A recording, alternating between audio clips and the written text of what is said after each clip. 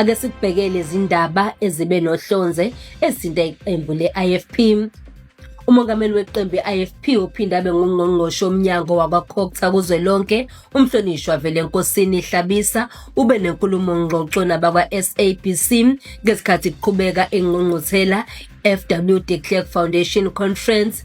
Ukhulume ngezindaba ezahlukene okubalwa kuzo udaba lokhetho lohulumeni bezindawo lwalonyaka ka-2026, udaba lomthetho sivivinywa i-Coalitions Bill kanjalo nezinselele ezibhekene nomasipala.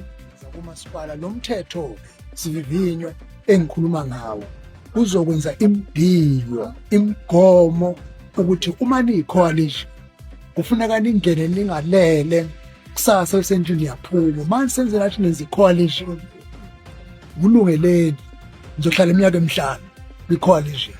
Kanti-ke ngesonto uBulawayo uzohlanganyela labaholi beqembu i-IFP kuSiyanqoba Rally owandulela ukhetho lokuchibiyela oluzoba ku-Ward 13 ngaphansi kamasipala uMzumbe.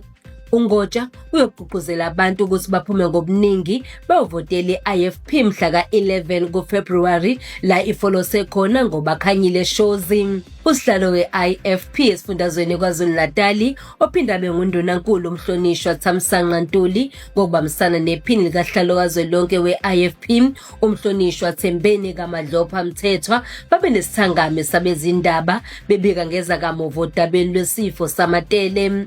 Lesifo siphazamise ukuhanjiswa kwemfuyo, ukudayiswa kwayo, kwathikamezeka nomnotho.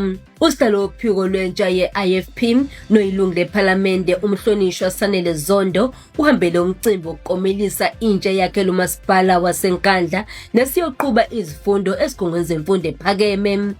Lo mkhandlu oholwa iqembu le-IFP ungaphansi kobuholi bemeya ukhansela noNhlanhla Nzuza ukomelise othisha, abahloli, amasekethi nabafundi nezikole ezenze kahle kumatikiletsheni ngonyaka ka-2026.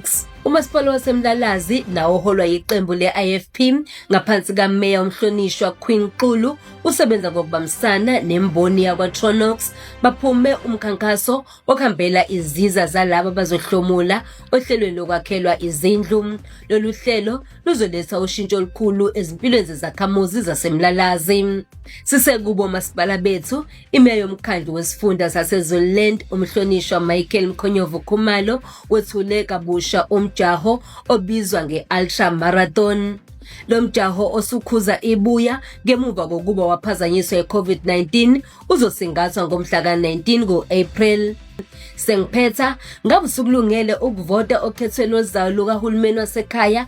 Uma ungakubhalisele ukuvota angeke uvote. Uma ungavoti uzincisha ithuba lokuthi izwi lakho lizwakale. Kuze kube ngokuzayo sethembe sisebenzela wena.